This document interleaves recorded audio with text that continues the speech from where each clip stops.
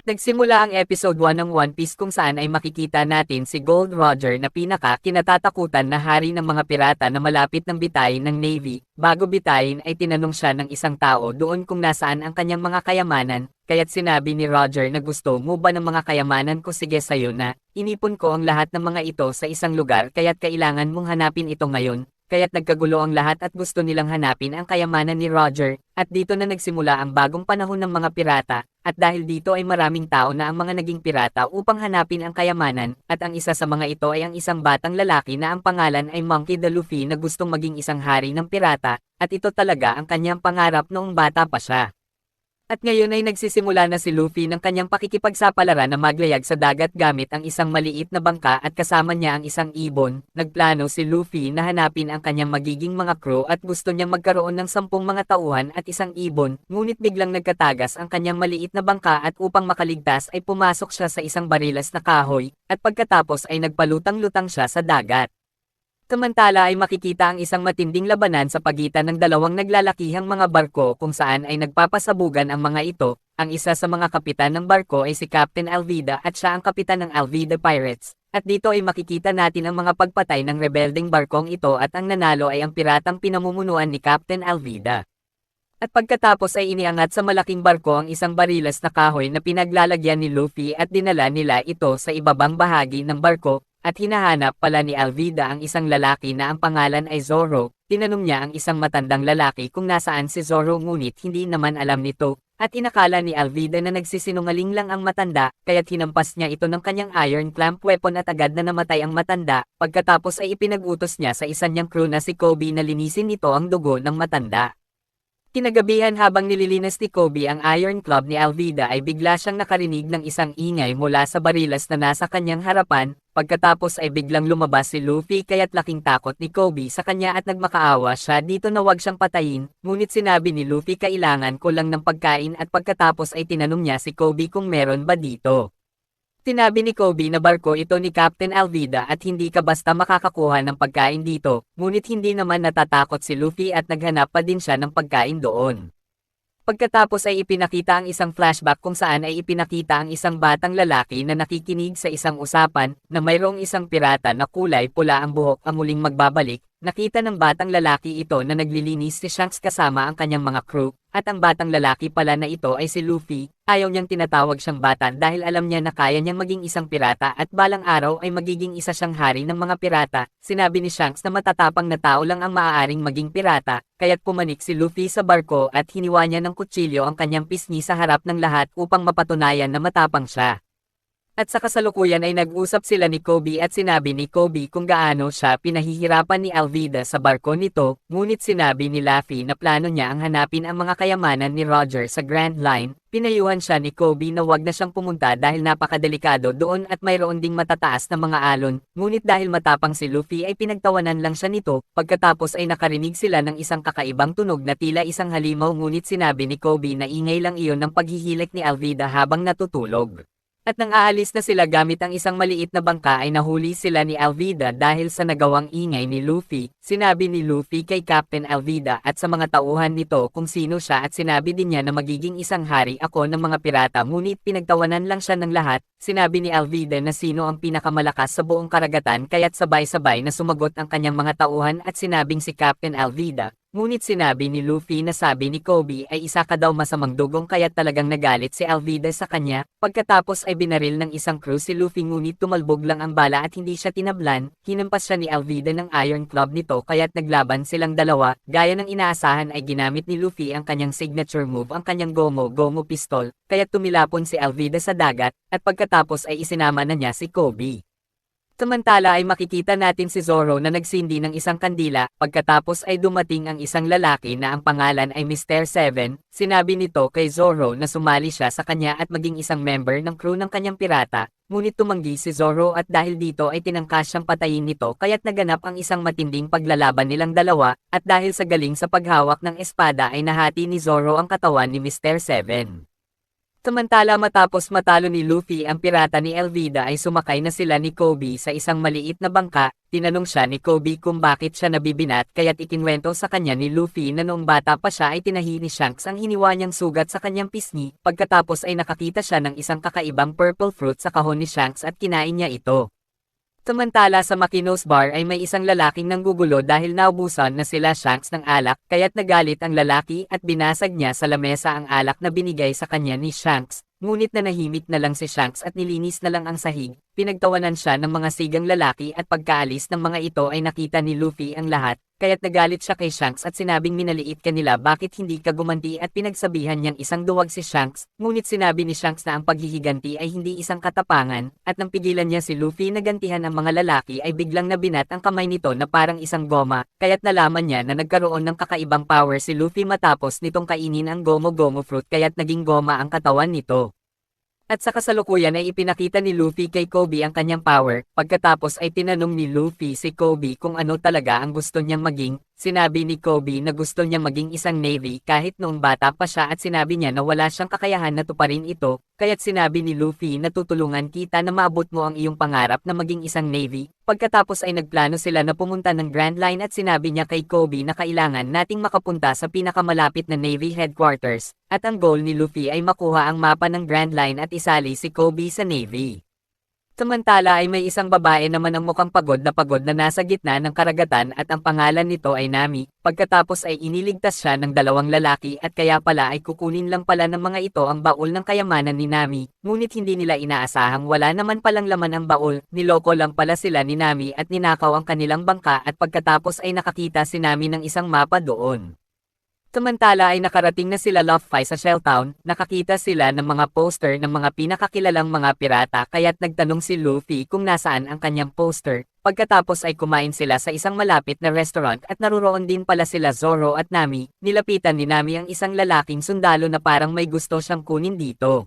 Pagkatapos ay binigyan si Zoro ng isang batang babae ng rice ball, ngunit nabunggo niya ang isang lalaki kaya't nahulog ito at tinapakan ito ng nagalit na lalaki, pinagalitan niya ang batang babae ngunit kinain ni Zoro ang rice ball na tinapakan nito, pinilit siya ni Zoro na humingi siya ng tawad sa batang babae ngunit minaliit siya ng mayabang na lalaki, at pagkatapos ay nagkaroon sila ng matinding labanan kasama ang mga tauhan ng lalaki. Samantala ay sinamantala naman ni Ami ang pagkakataon at hinila niya ang isang sundalo ng Navy upang kuhanin ang damit nito, at pagkatapos ay natalo na ni Zoro ang lahat ng mga sundalo, sinabi ng lalaki na wag mo akong patayin at ibibigay ng ama ko ang kahit anong kailangan mo, dinala siya ng lalaki sa ama nito na mayroong isang bakal na palako sa kanyang kamay at ang pangalan nito ay Captain Morgan, sinabi nito kay Zoro na maaari siyang maging isang sundalo ng kanyang Navy o itali siya sa isang poste sa loob ng 7 araw bilang kanyang parusa, ngunit pinili ni Zoro ang maitali sa isang poste kesa maging isang sundalo niya.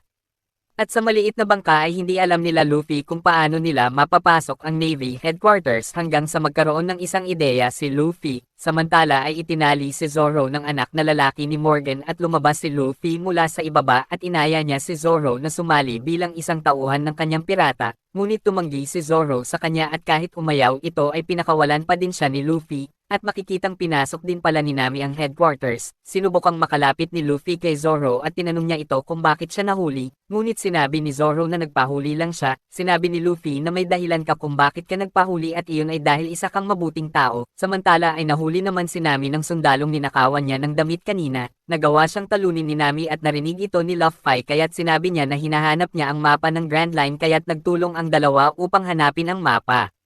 Ngunit bigla silang nahuli ni Captain Morgan at nagawa nilang makatakas dahil sinabi ni Nami na bago lang siyang recruit doon at isang bilanggo lang si Luffy. Pagkatapos ay pumasok na sila sa isang kwarto kung saan nakatago ang mapa ng Grand Line, at matagumpay nilang nakuha ang isang kahon na pinaglalagyan ng mapa nito, ngunit nalaman ito ni Captain Morgan kaya't nagkaroon sila ng napakatinding labanan doon at ginamit ng kapitan ang kanyang kamay na palakol. Nagtulong-tulong sila Luffy, Zoro at Nami upang talunin si Captain Morgan kaya't nagtagumpay silang talunin ito. Ilang sandali ay nagpunta na sila sa isang barko upang simulan ang kanilang paglalakbay, ngunit sa kasamaang palad ay hindi sumama si Kobe dahil gusto niya maging isang sundalo ng Navy, at sa gitna ng karagatan ay makikita ang isang napakalaking barko ng Navy, at nakatanggap ang Vice Admiral Garp nito ng isang impormasyon tungkol sa isang grupo ng pirata na nagnakaw ng mapa ng Grand Line sa Town Shells. Nagsimula ang episode 2 kung saan ay ipinakita ang isang flashback na nagpa-practice si Luffy ng kanyang gum-gum pistol sa bar. Pinaalalahanan siya ni Makino na mag-iingat siya sa kanyang power at sinabi nito na ang bawat devil fruit ay may natatanging kakayahan ngunit maaaring maalis ito ng tubig dagat. Pagkatapos ay dumating si Shanks at sinabi nito na hahanapin namin ang One Piece. Sinabi ni Luffy na sasali siya sa crew ngunit tumanggi si Shanks dahil hindi na sila muling babalik kaya't nalungkot si Luffy. Sa kasalukuyan ay nabuksan na ni Nami ang locker at sinabi niya kila Luffy ang tungkol sa Grand Line, at nang makarinig sila ng isang pagsabog ay nakita nila na dumating na pala ang Marine at pinatulog sila nito ng isang pulang usok,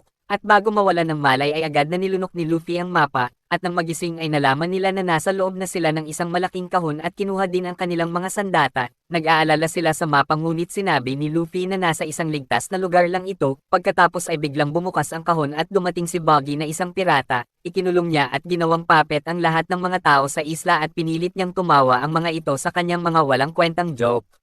Tinanong niya si Luffy tungkol sa mapa dahil gusto din niya maging isang hari ng mga pirata at kuhanin ang Grand Line map ngunit biglang inihagis pataas ni Nami ang balanggot ni Luffy, at kinuha ni Luffy ito sa pamamagitan ng pagbinat ng napakahaba ng kanyang isang kamay. Tumakas si Nami at laking gulat niya nang makita ang pagkawasak ng isla, pagkatapos ay agad siyang kinuha pabalik ng mga tauhan ni Buggy. At dahil ayaw nilang ibigay ang mapa ay sinabi ni Buggy sa kanyang mga tauhan na ilagay sila Nami sa Green Room, at sa Shells Town ay dumating na ang Vice Admiral na si Garp na nakahuli sa hari ng mga pirata na si Gold Roger. Nagyayabang si Morgan sa kanyang kapangyarihan ngunit alam naman ni Garp kung ano ang nangyari at hinanap din niya si Kobe na kanyang pinaghihinalaan. Samantala ay itinali nila si Zoro sa isang board at iniligay nila sa hawla si Nami, ngunit nakita ni Nami ang isang stick na maaari niyang ipangbukas sa lock at naririnig din niya ang pagsigaw ni Luffy dahil tinotorture ito ni Buggy sa pamamagitan ng paghatak ng katawan nito.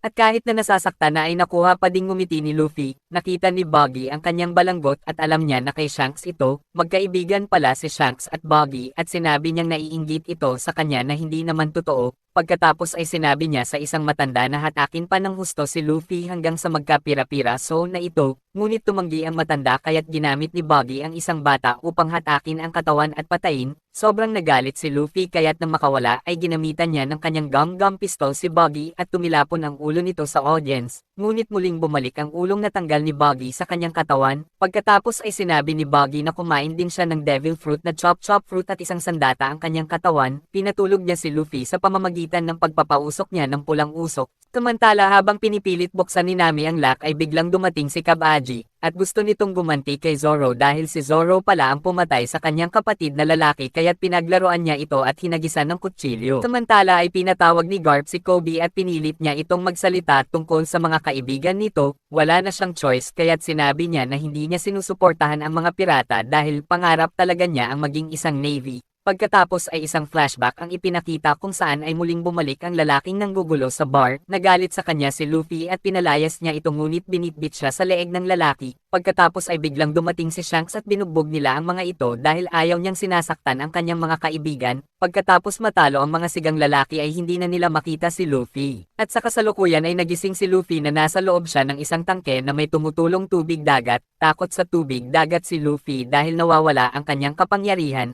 Kaya't ginamit ni Buggy ang kahinaan niyang ito upang makuha ang mapa. Sinabi ni Buggy na walang darating na kaibigan na magliligtas sa kanya kaya't ibigay na niya ang mapa, at kung ibibigay ni Luffy ay gagawin niya itong bilang kanyang tagasilbi, ngunit tumanggi sa kanya si Luffy kaya't nilakasan na ni Buggy ang tubig ng tangke kaya't umabot na ang tubig sa leeg ni Luffy.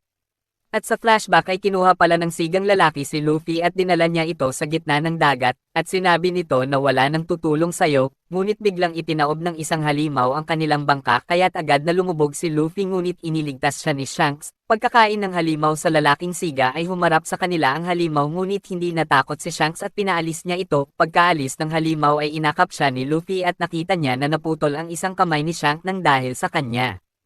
Samantala ay nasa board pa din si Zoro at pinatamaan siya ng kutsilyo ni Kabaji, at sa kabutihan palad ay nabuksan na ni Nami ang lock kaya't sinipa niya si Kabaji at sinakal ito ni Zoro, at habang nalulunod na si Luffy ay inihagis ni Nami ang kanyang stick sa salamin ng tangke kaya't nabasag ito. Pagkatapos ay chinap-chap ni Zoro ang katawan ni Buggy ngunit muli na namang nabuo ang katawan ng clown. Ginamit ni Buggy ang mga piraso ng kanyang katawan bilang sandatang panlaban sa dalawa. Pagkatapos ay ginamitan siya ng gum-gum pistol ni Luffy kaya't nabutas ang katawan nito ngunit muli na namang bumalik ito. Nakita ni Luffy ang mga kahon sa paligid kaya't sinabi niya kila namin na ilagay ang mga piraso ng katawan ni Buggy sa kahon, kaya't ulo, paa at kamay na lang ang natira kay Buggy. Pagkatapos ay muli siyang ginamitan ni Luffy ng kanyang gum-gum pistol kaya't tumilapon ito ng napakalayo. Bago umalis ay hindi niya kinalimutang palayain ang mga taong ikinadena ni Buggy doon, at inakala ng mga ito na gagawin din silang bilanggo ni Luffy ngunit sinabi ni Luffy na kakaiba siya sa mga pirata at wala siyang hininging anumang kapalit.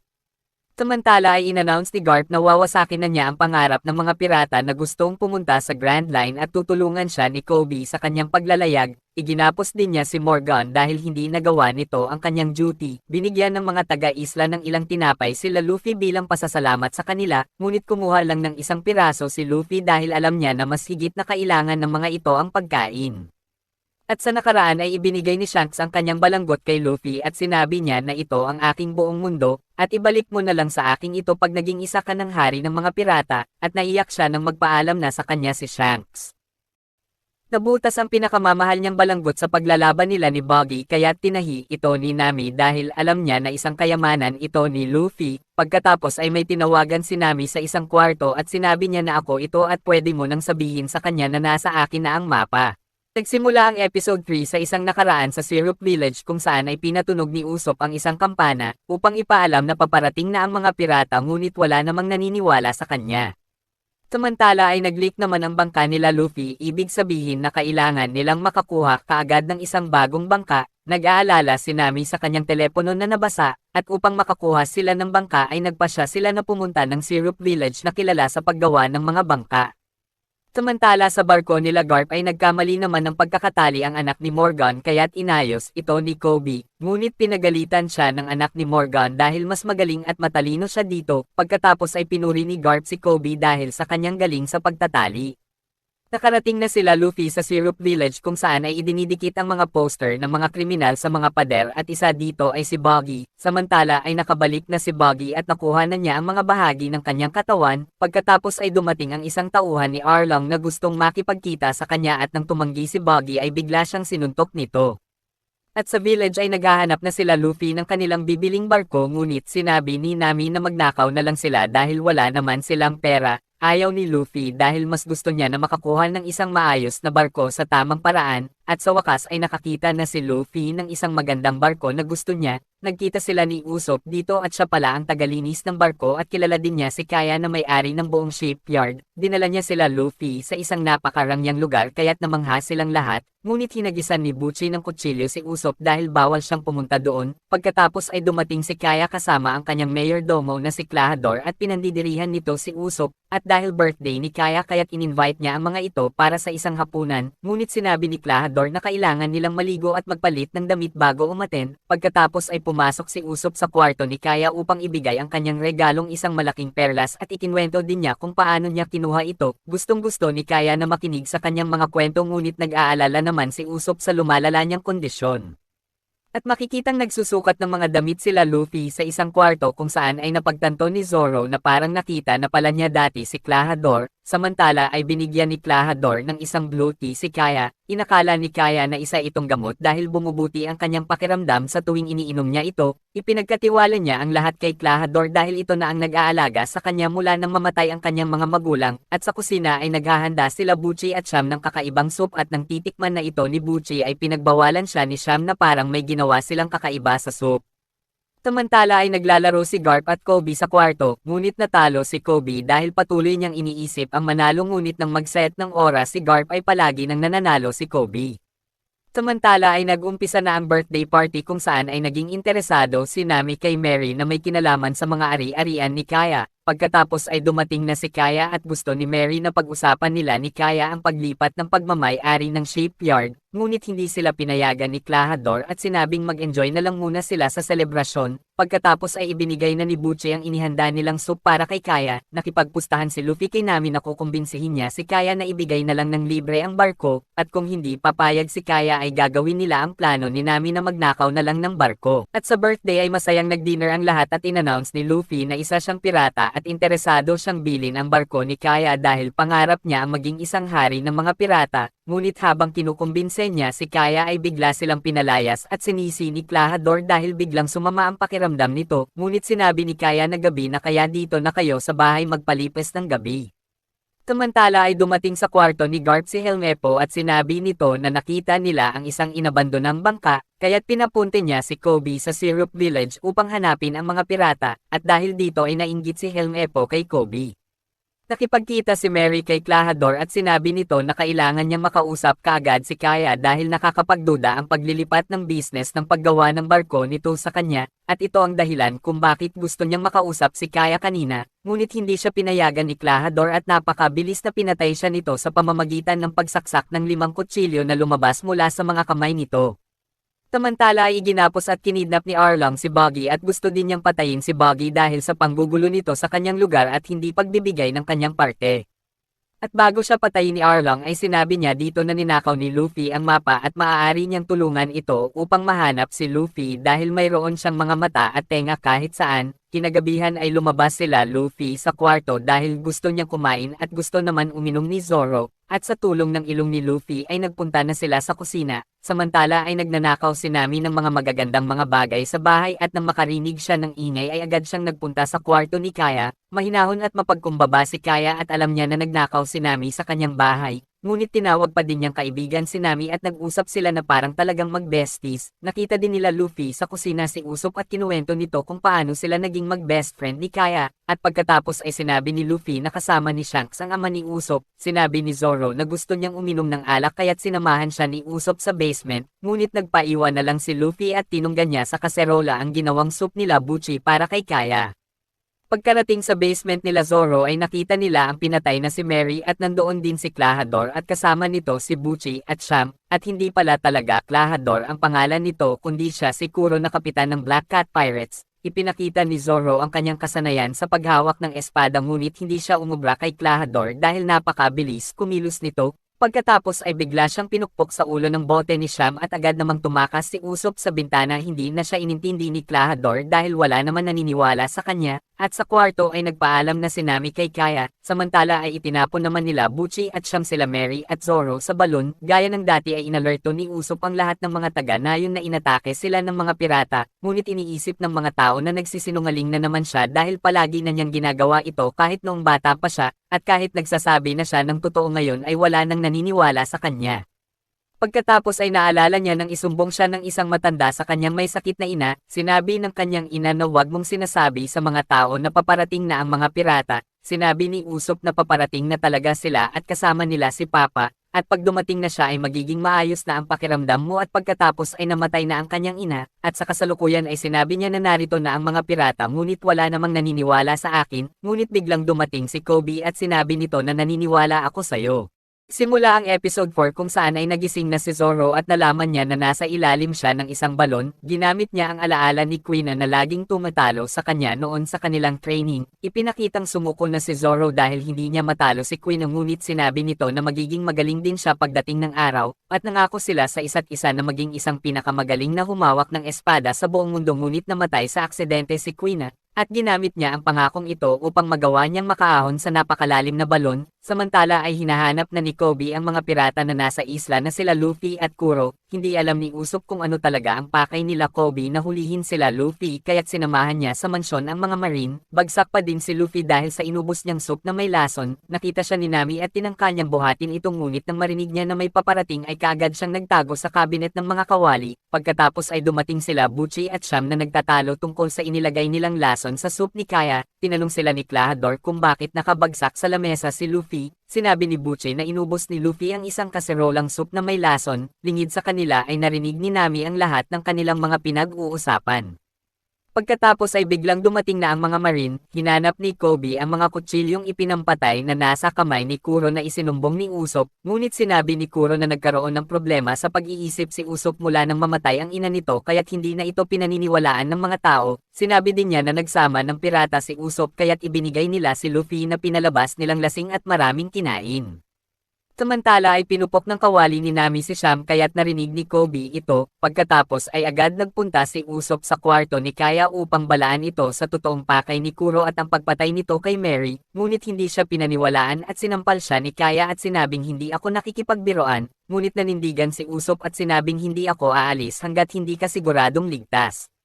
Samantala pagkaalis ng mga Marine ay inutusan ni Kuro si Buchi na ibaba na ang security ng buong mansyon upang makulong at patayin sila Kaya. Pagkatapos ay sinabi ni Nami ang lahat ng kanyang narinig kay Kaya na nilalason siya unti-unti ng mga pirata upang makamkam ang kanyang mga kayamanan, kaya't naniwala na si Kaya sa kanya at dumaan sila sa isang lihim na daanan sa likod ng pader.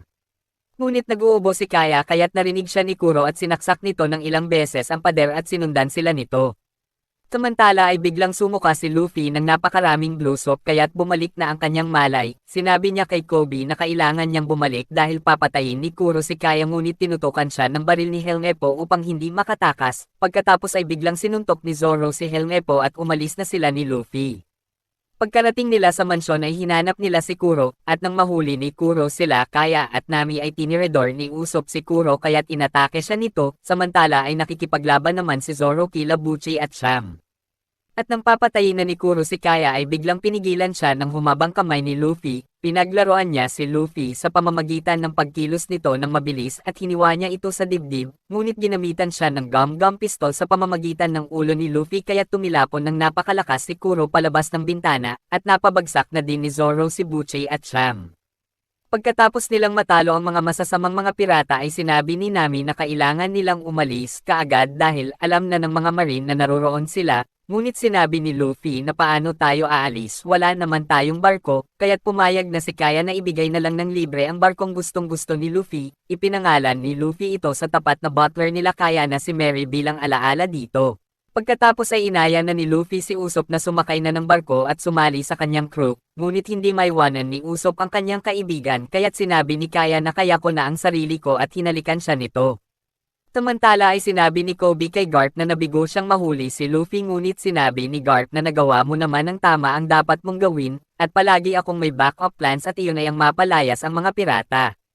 Naglayag na sila Luffy sa malawak na karagatan ngunit biglang may umatake sa kanila, at nang tingnan ni Luffy sa telescope ay laking gulat niya sa kanyang nakita at sinabi niyang Grandpa, at napasabi din ng Grandpa ang tatlo.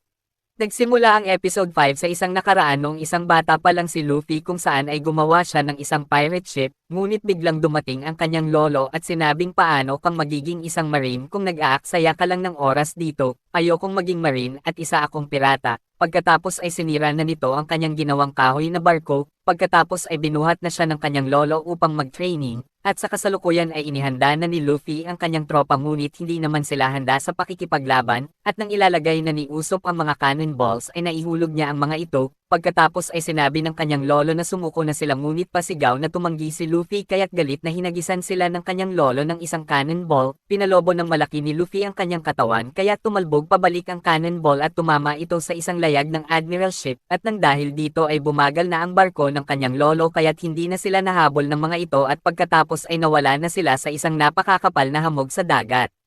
Sa kabutihang palad ay malakas ang pangamoy ni Luffy pagdating sa mga pagkain, at naaamoy niya ang butter at toyo na parang may nagluluto sa di kalayuan kaya't nag-navigate sila sa kabila ng mga hamog kung saan ay napunta sila sa Barati na isang magandang barko na ginawang isang restaurant.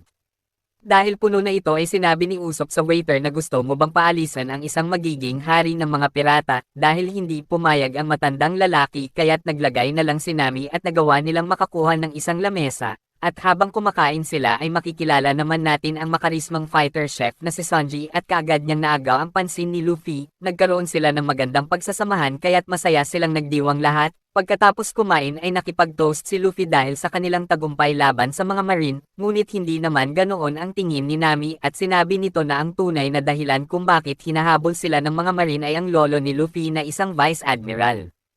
Samantala ay tinawagan ng Vice Admiral si Mihawk upang tugisin si Luffy at dalhin sa kanya ito ng buhay sa anumang paraan. Tinawagan niya ang lalaki sa gitna ng isang malaking paglalaban, dahil ito ay isang Lord of the Sea kaya't nakakagulat ang kanyang kakaibang galing. Hinati niya ang isang malaking barko gamit ang kanyang malaking espada at hinati din niya ang bala ng kapitan at pinatay. Pagkatapos ay ipinakitang narinig ni Kobe ang lahat ng sinabi ng Vice Admiral kay Mihawk.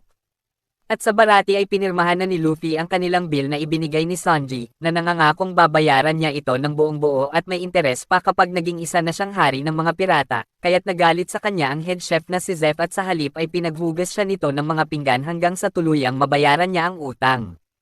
Habang nasa kusina ay tinikman ni Luffy ang pagkaing niluto ni Sanji at nasarapan siya dito, kaya't sinabi niya na hanga siya sa nilutong pagkain nito, at nalaman niya na ang pangarap ni Sanji ay mahanap ang All Blue na isang hindi kilalang lugar na may mga bihirang pampalasa, damong dagat at isda na hindi pa natitikman. Gusto niyang lutuin ang mga ito at maging kilala sa buong mundo ngunit sa ngayon ay tila imposible. Gayunpaman ay sinabi ni Luffy sa kanya na huwag siyang sumuko sa kanyang pangarap. Pagkatapos ay biglang dumating ang isang gutom na pirata, pumayag si Sanji na pakainin siya at iligtas ang kanyang buhay, kaya't nalaman ni Luffy na isang mabuting tao si Sanji at inalok niya ito na maging kanyang crew ngunit tumanggi si Sanji dahil may trabaho na siya. Nang marinig ng pirata na hinahanap ni Luffy ang One Piece ay binalaan niya ito na sa 50 barko at 5,000 mga tao ay siya lang ang nakaligtas sa paglalayag nila sa Grand Line. Samantala ay nagpasya si Nami na humiwalay at maghanap ng daan patungo sa Kinomi Islands mula sa isang hindi mapagkakatiwalaang lalaki sa bar. Inalok niya ito ng bayad na 6,000 berries at nagpasyang pupunta siyang mag-isa. Sinabi sa kanya ng lalaki na aalis na sila mamayang madaling araw sa Sleep 22.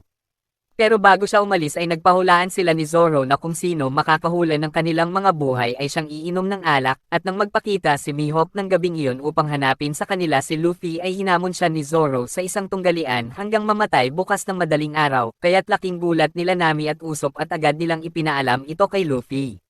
Dahil si Mihawk ay isang warlord ng dagat ay nag-aalala si Nami na mapapatay nito si Zoro, dahil nangako si Zoro na maging greatest swordsman kay Queen noon kaya't gusto niyang tuparin ang pangarap na iyon.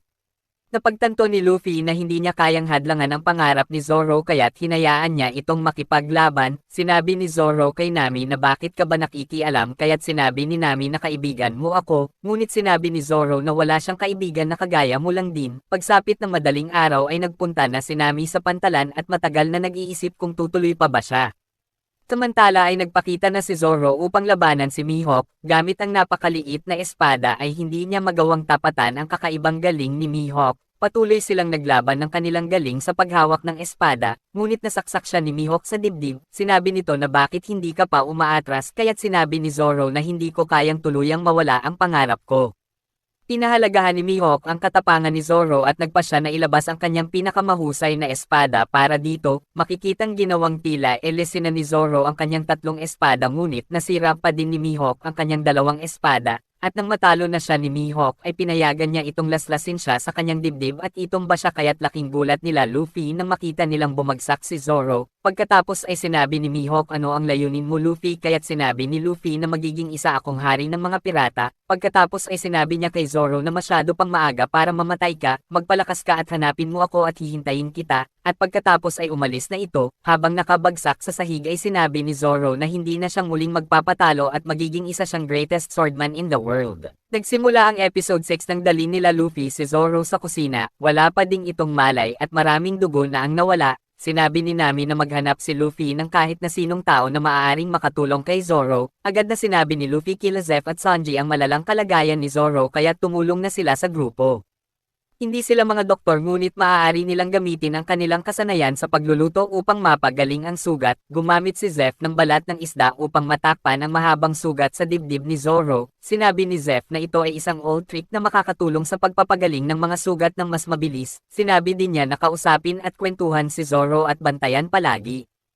Samantala ay nagpunta si Mihawk sa Vice Admiral at hindi masaya si Garp na pinakawalan niya si Luffy. Sinabi ni Mihawk na hindi siya nagtatrabaho kan-inuman, At sinabi din niya na kawili-wili ang karakter ni Luffy at gusto din niyang makita na makarating ito sa Grand Line at makita kung ano pa ang mangyayari. Pagkaalis ni Mihawk ay galit na galit si Garp sa kanyang pagkabigo kaya't isinabog niya ang mga papeles sa kanyang kwarto. Pagkatapos ay kinausap siya ni Kobe at iminungkahi nito na hayaan na lang niya na gawin ang pangarap ng kanyang apo, pero ano pa kaya ang mas malalang mangyayari.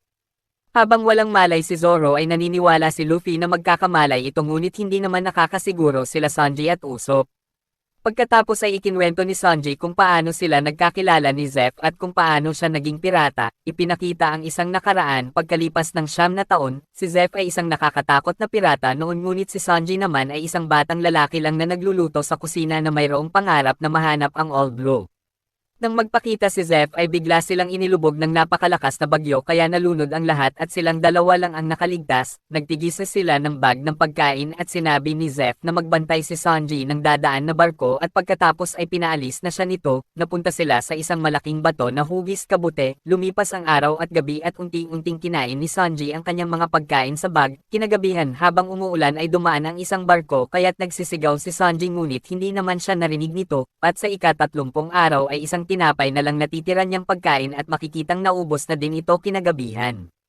At sa ika-70 days ay talagang nakaranas na siya ng sobrang gutom at panghihina kaya't kinuha niya ang kutsilyo at nagpasya na siyang kunin ang pagkain kay Zeff upang hindi siya mamatay, ngunit wala pala talagang lamang pagkain ang bag ni Zeff at kayamanan lang ang laman nito, ibinigay niya ang lahat ng pagkain kay Sanji at kinain na lang niya ang sarili niyang paa upang mabuhay dahil mamamatay na siya doon kaya't mas minabuti niyang si Sanji ang mabuhay upang maipagpatuloy nito ang pangarap na mahanap ang All Blue, at hinahanap din pala niya ito sa kanyang buong buhay at pareho sila ng pangarap ng bata. Pagkatapos ng 85 araw ay nakita na sila at nailigtas, at sa kasalukuyan ay nagpunta si Arlong sa Barati at humingi ng pagkain, at pinagbantaan niya si Zeff na papatayin ang ibang mga customer kung hindi niya maibibigay si Luffy, kaya't nagmadali si Nami na sabihin ito kay Luffy at sinabi niya dito na kailangan nilang tumakas dahil hinahanap siya ni Arlong, ngunit tumanggi si Luffy at gusto niyang labanan ito upang maipagtanggol ang Barati. Ilang sandali ay nagpakita si Luffy at hinarap na niya si Arlong, pagkatapos ay ipinakita nito na dala niya ang ulo ni Buggy kung saan ay bumalik ang tenga nito na nanggaling sa balanggot ni Luffy, ibig sabihin na narinig nito ang lahat at alam nito na kay Luffy ang mapa ng Grand Line. Ipinababalik ni Arlong ang mapang ninakaw ni Luffy ngunit sinabi ni Luffy na kailangan mo munang labanan ako para makuha mo ito, pagkatapos ay biglang binaril ni Zeff si Arlong, kaya't inatake siya ng tauhan nito, nang makitang nasaktan si Zeff ay nilabanan ni Sanji ang mga tauhan ni Arlong, pagkatapos ay ginamitan na ng gum-gum pistol ni Luffy si Arlong, ngunit nahawakan nito ang kanyang kamay at hinatak siya nito at inihagis. Pagkatapos ay matindi na silang naglaban ni Arlong hanggang sa makarating na sila sa pantalan, ngunit ilang sandali ay talagang sinadyang dalhin ni Nami ang mapa ng Grand Line kay Arlong at lumalabas na palagi pala niya itong nakakausap, at sumali lang pala ito sa crew ni Luffy upang manakaw ang mapa para kay Arlong, ibig sabihin na kumikilos siya ng palihim sa mahabang panahon, pagkatapos ay pinigilan niya na patayin ni Arlong si Luffy at sinabing hayaan na ni Arlong na dagat na lang ang pumatay kay Luffy. Kaya't inihagis na ni Arlong si Luffy sa dagat at pagkatapos ay umalis na sila ni Nami. Ngunit biglang tumalon si Sanji sa tubig upang mailigtas si Luffy.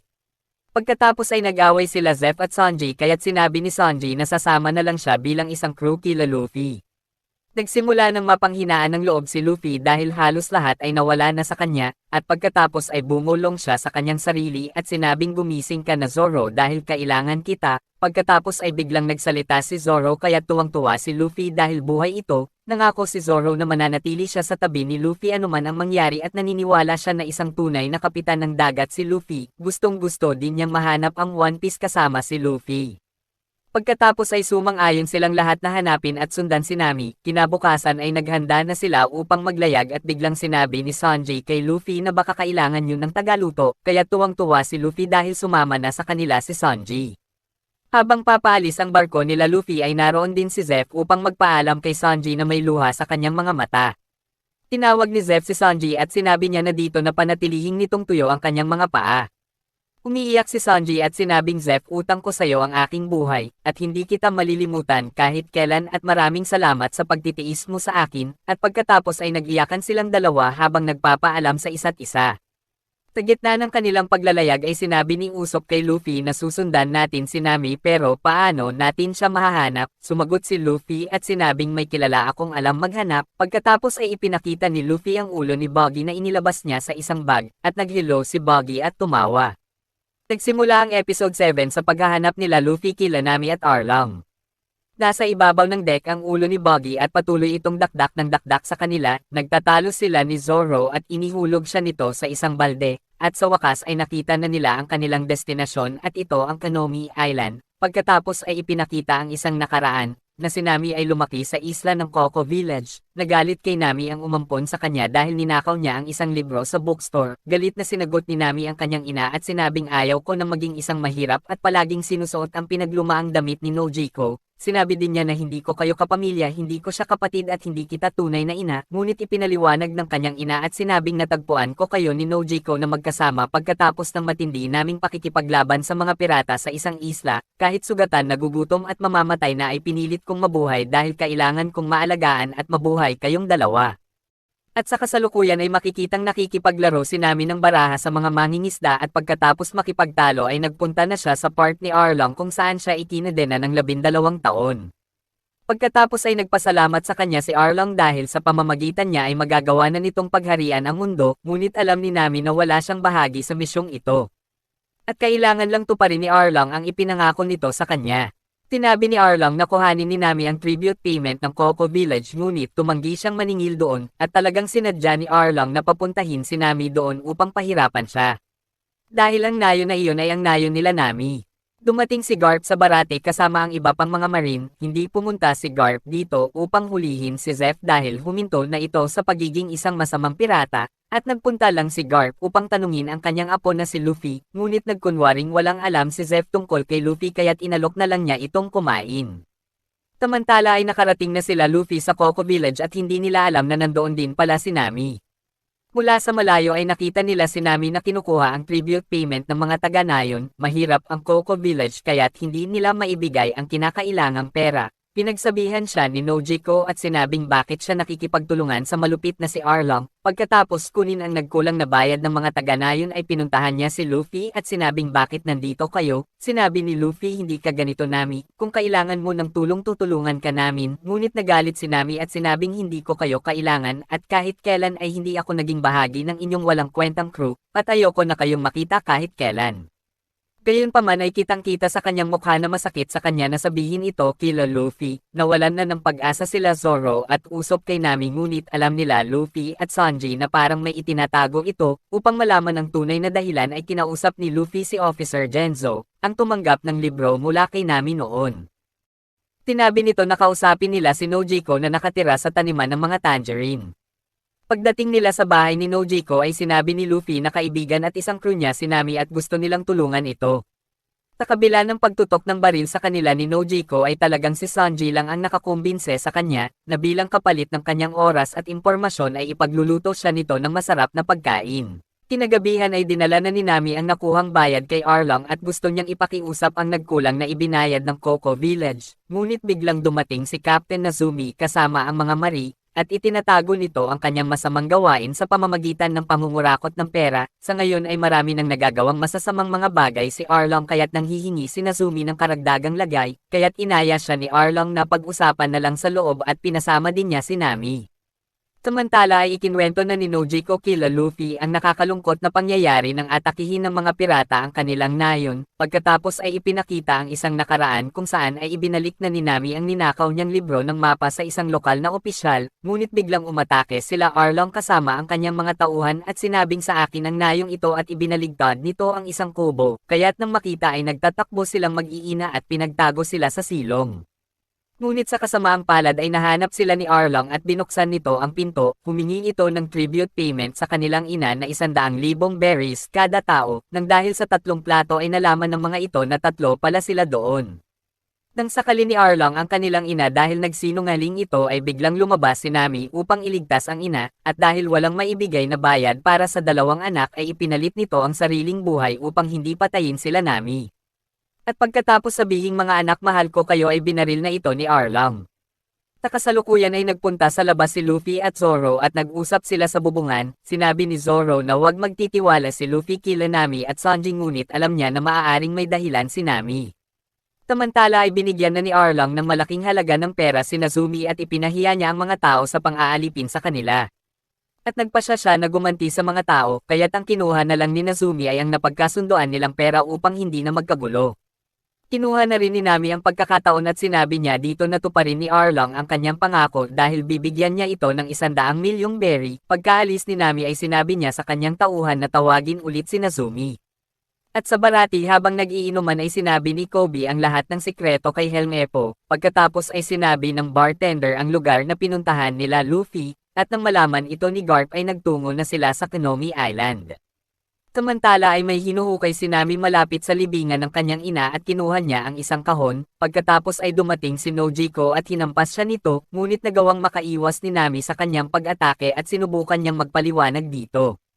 Ngunit natamaan ni Nojiko ang kahon kaya't nakita nito ang mga kayamanan, at ngayon ay handa nang makinig sa kanya si Nojiko. Pagkatapos mamatay ng kanilang ina ay nagpunta si Nami kay Arlong at sinabi niya na gusto niyang maging crew nito. Nagduda sa kanya si Arlong dahil pinatay nito ang kanyang ina at bakit gusto niyang sumama sa kanila. Pagkatapos ay pinakita niya ang isang mapa na kanyang iginuhit na nagpapakita ng kanyang kakaibang galing. Nang tingnan ni Arlong ang mapa ay ginawa na siya nitong tauhan, ngunit sa kondisyon na palalayain na siya nito at ang kanyang nayon kapag nakapagbigay na siya ng 100 milyong berries. Nagawa na ang kasunduan at nagsimula na siyang gumawa ng mga mapa at nag-ipon ng ipinangako niyang halaga. Nang malaman ng katotohanan ay nagsisi si Nojiko dahil palagi siyang nag-iisip ng mali kay Nami. Hindi rin maayos ni Nami ang hindi nila pagkakaintindihan ni Nojiko dahil ayaw niyang makagulo kahit kanino. Pagkatapos ay biglang dumating sila Nazumi at kinuha nito ang lahat ng kayamanan at mga pera dahil ninakaw lang ni Nami ang mga ito. Alam niya ang kabuoang halaga dahil sinabi sa kanya ni Arlong, hindi na niya makuha ang kayamanan dahil pinigilan na siya Nojiko, dahil alam ni Nojiko na papatayin si Nami ng mga ito kung kukunin pa niya, at nang makaalis ay hinabol sila ni Nami ngunit wala na ang mga ito. At dahil sa matinding galit ay sinaksak ni Nami ng ilang ulit ang kanyang braso na tinatuan ng tauhan ni Arlong, ngunit bigla siyang pinigilan ni Luffy at nakita nito ang kanyang kaawa-awang kalagayan. Umiiyak na sinabi ni Nami na Luffy, tulungan mo ako, kaya't inilagay ni Luffy ang kanyang balanggot kay Nami at may paghihiganting sumigaw at sinabing oo, tutulungan kita at gagawin ko. Pagkatapos ay napaiyak na si Nami at nagpasya na si Luffy na hindi na siya magpapakita ng awa kay Arlong. Samantala ay nakita ni Sanji na nasusunog na ang Coco Village dahil inatake na ito nila Arlong. Nagsimula ang episode 8 kung saan ay makikita ang batang si Nami na tinitiis ang sakit ng pagtatato sa kanya. Nagsimula na siyang gumawa ng isang mapa para kay Arlong at idinikit niya ito sa dingding at kahit si Arlong ay hangang-hanga sa kanya, ngunit makikitang nakakadena ang kanyang isang paa, at sa kasalukuyan ay nakita nila ang winasak na nayon. Pagkatapos ay dumating ang mga taga-nayon na gustong turuan ng leksyon si Arlong ngunit pinigilan ni Nami na labanan sila Arlong, dahil talagang mas malakas ang mga ito kesa sa kanilang inaakala, ngunit gusto pa din nilang makaganti sa mga ito, dahil pagod na sila sa ganitong klase ng kalupitan, ngunit ngayon ay nanguna na si Luffy at nagpasya na siya na labanan na sila Arlong. At lumakad na sila upang bugbugin ito na parang isang inalog na duhat, samantala ay nakarating na sila Garp sa barko nila Nazumi, at pinagalitan niya si Nazumi dahil nabalitaan nito ang ginawang pagsalakay ni Arlong sa Coco Village, ngunit sinabi ni Nazumi na gawa ito ng isang walang awang pag-atake ng isang pirata na walang iba kundi si Luffy, kaya't sinabi ni Kobe na hindi totoo yan dahil alam niya na hindi ito magagawa ni Luffy. Pagkatapos ay tiningnan ni Garp ang mapa at tinanong kung nasaan na si Luffy. Samantala ay inatake na nila Luffy ang part ni Arlong, nilabanan nila Zoro at Sanji ang mga tauhan nito, ginamit ni Zoro ang kanyang espada upang mapabagsak ang mga ito, samantala ay ginamit ni Sanji ang kanyang kakayahan sa pakikipaglaban, samantala ay nagtatakbo naman sila Nami at Luffy papunta sa kwarto ng mga mapa. Pagkarating nila doon ay nakita ni Luffy ang kadenang bakal, kaya't sinabi ni Nami na ito ang kanyang kadena at hinanap din niya ang mapa. Pagkatapos ay dumating si Arlong na dala ang kanyang malaking sandata, samantala ay hinabol si Usopp ng isang tauhan ni Arlong at gusto siyang patayin nito. Uminom ito ng alak at ginamit niya ito upang patamaan si Usopp kaya't agad na nagtago si Usopp sa likod ng punong nabuwal, samantala habang nakikipaglaban ay naglolokohan naman sila Sanji at Zoro. Pagkatapos ay inakusahan ni Arlong si Nami na niloko siya nito, ngunit ang katotohanan ay si Arlong talaga ang nanloko dahil siya ang nagpapunta kay Nazumi kay Nami. Pinagtawanan siya ni Arlong at inamin niya ito. Gusto ni Arlong na tapusin silang dalawa dahil alam nila na plano plano niyang pamunuan ang buong mundo sa pamamagitan ng mapa ng Grand Line. Nagalit si Luffy sa pangmamaliit nito kay Nami at nang tagain siya ni Arlong ng malaking espada sa leeg ay sinira niya ito. Sinabi niya na hindi isang bagay si Nami para gamitin mo dahil siya ay isang tao na may sariling kagustuhan at pangarap at kinuha mo ang lahat ng iyon sa kanya. Pagkatapos ay pinalabas na niya si Nami at pinatamaan na niya si Arlong ng kanyang gum-gum pistol. Samantala ay sinabi ni Buggy na palayain na siya dahil nandoon ang kanyang katawan dahil kung makakabalik siya sa kanyang katawan ay maaari na siyang makatulong kila Zoro. Pinakawalan na nila ang ulo ni Buggy ngunit niloko lang pala sila nito at agad na itong nagtatakbo, kaya't inasahan na lang nila Zoro ang kanilang mga sariling kakayahan upang harapin ang mga kalaban, at sa gubat ay nagpatay-patayan si Usopp. Pagtalikod nito ay bigla niyang tiniredor ang alak nito kaya't nasunog ang taong isda at namatay, samantala ay inihagis siya ni Arlong kaya't galit na inatake niya ito ng kanyang gum-gum pistol, kaya't nabasag ang mga ngipin nito ngunit ilang sandali ay muli na namang tumubo, kaya't napagtanto ni Luffy na hindi niya magagawang talunin ito. Ngunit maaari niyang maparusahan ito sa pamamagitan ng pagsira ng mga mapa, kaya't sinimulan niyang wasakin ang mga pader.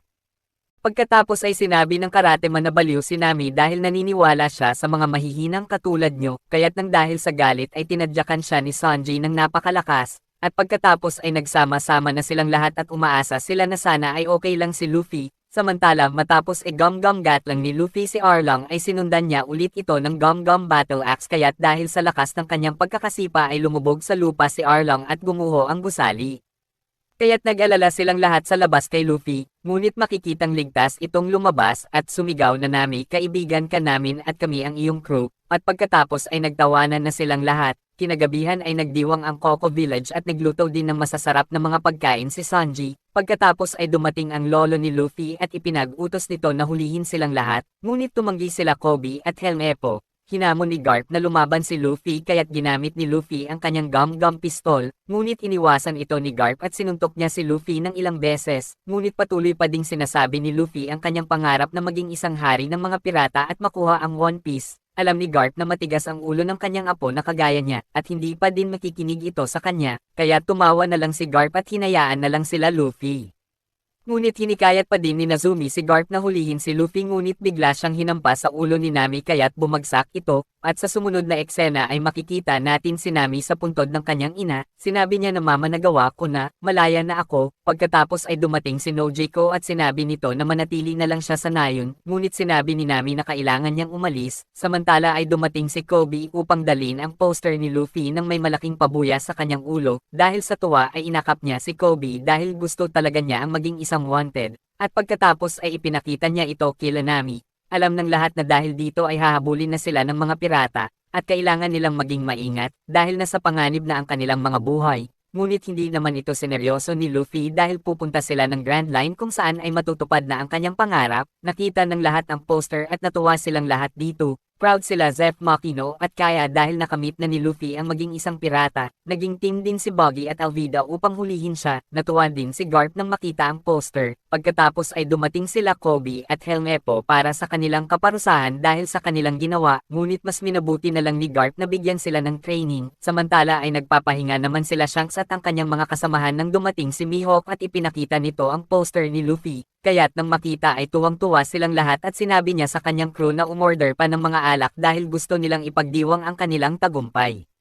At sa barko ng merry-going ay nagtanim sila ng mga tangerine upang hindi ma-miss ni Nami ang kanilang nayon. Naghanda din sila ng isang sorpresa kay Luffy kung saan ay nilagay nila ang poster nito sa layag ng barko, kaya't walang mapaglagyan ng tuwa si Luffy matapos niyang makita iyon, at pagkatapos ay ipinatong na nila isa-isa ang kanilang mga paa sa barilas at sinabi ang kanilang mga pangarap at nagtungo na sila sa Grand Line na kanyang pangarap at dahil dito ay handa nang mamatay ang kanyang crew dahil sila ay tunay na mga magkakaibigan. At dito na po nagtatapos ang episode 8, ang pinakahuling episode ng season 1 ng One Piece. Kita-kits ulit tayo mga lods sa season 2. Huwag mo po kalimutang mag-subscribe, mag-like at i-click ang notification bell para updated ka sa susunod na magagandang mga Tagalog movie recap.